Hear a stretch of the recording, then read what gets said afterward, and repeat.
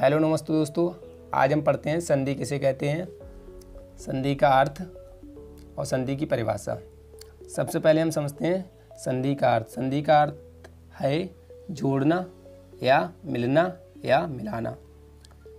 जब अत्यंत निकट के दो वर्ण आपस में मिलकर एक नया रूप धारण करते हैं तो उसे संधि कहते हैं।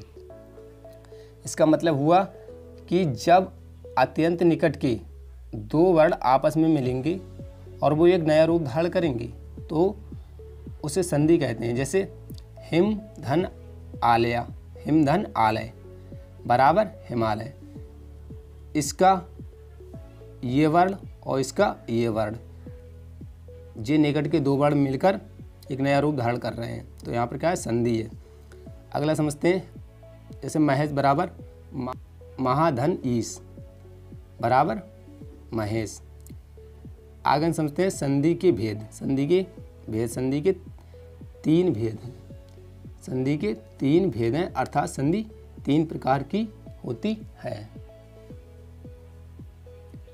पहली है स्वर संधि, दूसरी है व्यंजन संधि, तीसरी है विसर्ग संधि। अब हम पढ़ते हैं स्वर संधि के बारे में। स्वर संधि की परिभाषा है जहाँ दो स्वर मिलकर नए रूप में परिवर्तित होते हैं वहाँ स्वर संधि होती है। जैसे देव धन ईश बराबर देवेश। यहाँ पर आ धन ई बराबर क्या हो गया, ए हो गया है। तो यहाँ पर जे स्वर जो हैं आपस में मिलकर एक नए रूप में परिवर्तित हो गए हैं। अगला इसका उदाहरण है विद्या धन आलय बराबर विद्यालय। यहाँ पर आ धन आ मिलकर आ में परिवर्तित हो गया है तो यहाँ पर भी स्वर संधि है। अगला उदाहरण है मुनि धन इंद्र बराबर मुनीन्द्र। यहाँ पर ई और ई किस में परिवर्तित हो गई, ई में, तो यहाँ पर कौन सी संधि है, स्वर संधि है।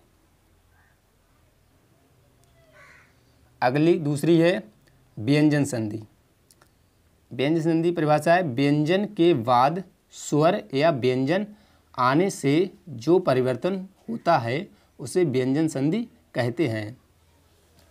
मतलब व्यंजन के बाद स्वर आएगा या व्यंजन आएगा और जो उसमें परिवर्तन होगा उसे व्यंजन संधि कहते हैं। जैसे जगत धन नाथ बराबर जगन्नाथ।